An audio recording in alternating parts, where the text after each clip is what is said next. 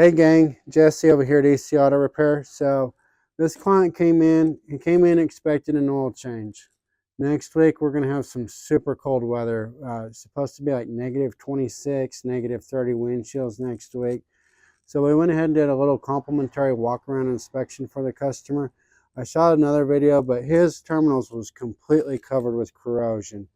So we did what we call a battery terminal service on it.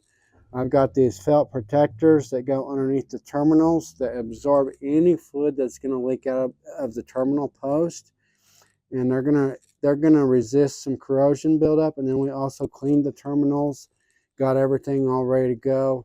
We tested the battery tested good. I'm confident that next week this customer is not going to have any trouble with his vehicle starting in the cold weather.